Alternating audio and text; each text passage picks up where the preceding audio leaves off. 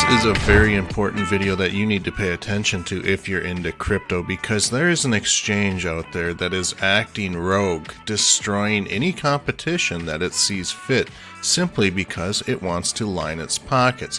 What am I talking about? Well, last week, BitBoy Crypto, which you guys should like and subscribe to all of his videos, started dropping the truth about what FTX is doing. And in this video, we're going to be talking about how FTX is using their platform quite possibly to bring down other cryptocurrencies. So with that said, I will go ahead and drop this video at the end in the end screens, so you guys can look for that. What exactly is it that FTX is doing? Well, let's look at this at a super high level.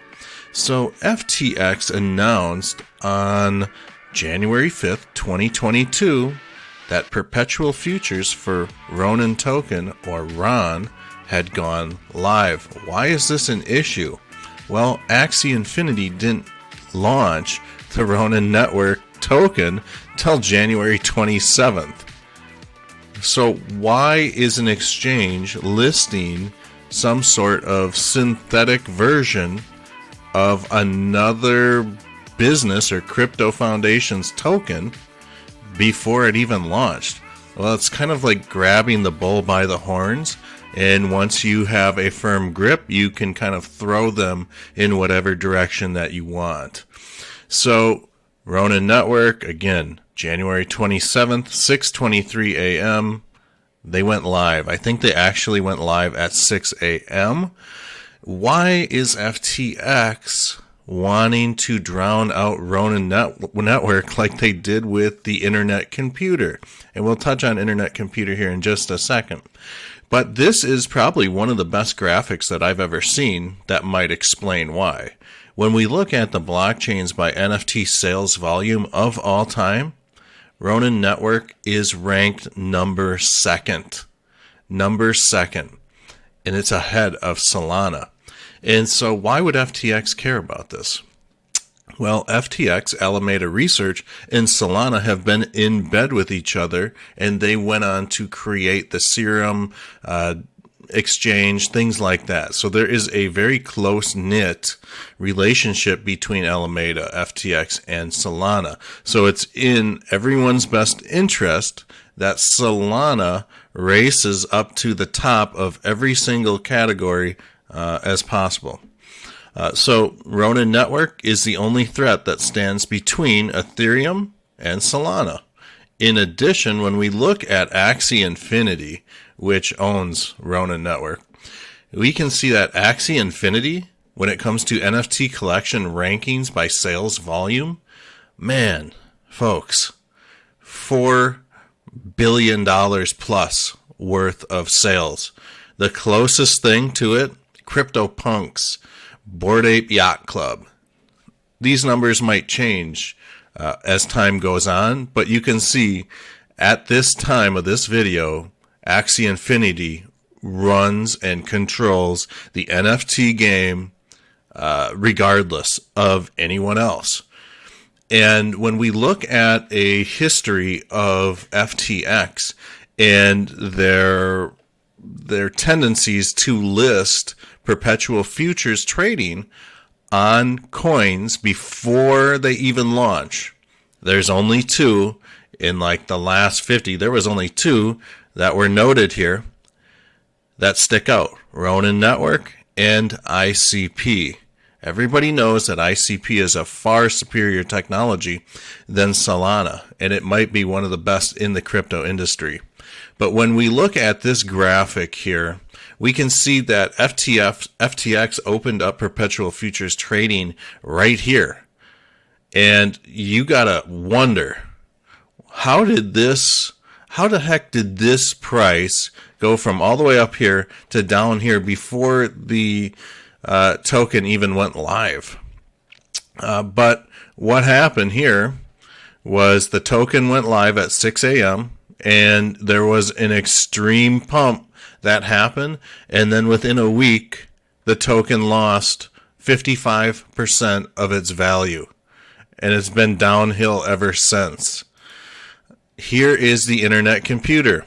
This is a perpetual futures trading chart by FTX.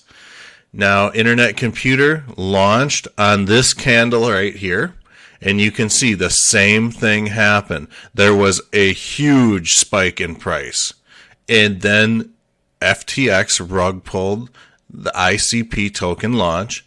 Buyers bought the dip, and then it got rugged again. And then it's been on this downward spiral ever since, simply because right about in here is when Bitcoin crashed and retraced over 50% in 2 weeks back in the summer of 2021.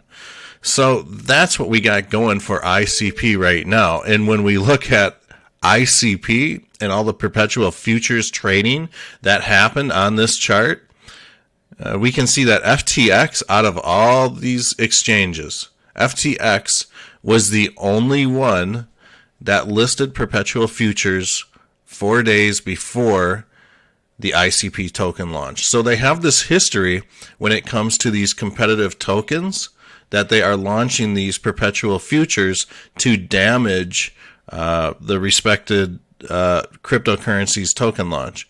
Here is a great graph of how popular, NFTs are on the Ronin Network. And we can see this. It's tangling with ETH. It's better than ETH.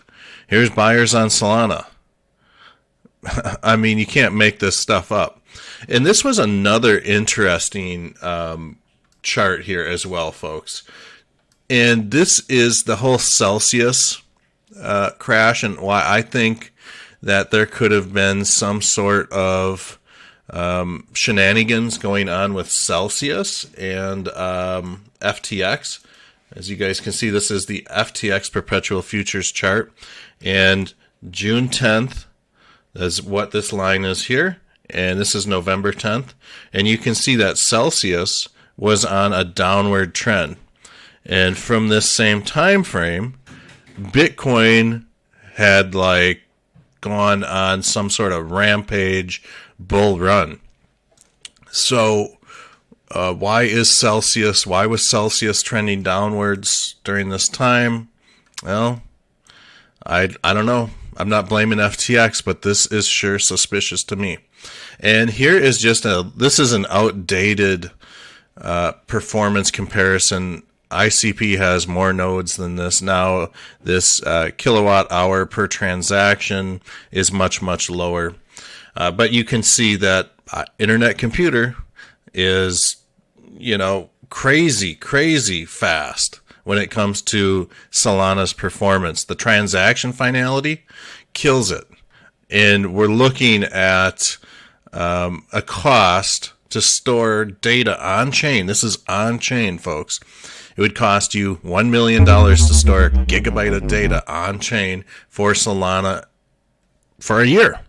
It costs $5 on the Internet Computer. So when it comes to this competitive standpoint, and we look at why FTX could have possibly done this, the writing's on the wall, and I think it's pretty clear.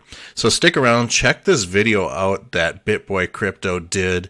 Also subscribe and like his videos, because he is fighting a very important fight for all of us in this crypto space right now. We've got someone or an exchange that's involved in some very questionable business practices that caused harm to a lot of investors. And now this same entity is trying to assist lawmakers in writing regulations for the space.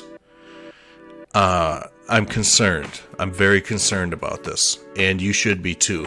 So stick around for the end screens, and we'll see you guys all in the next video.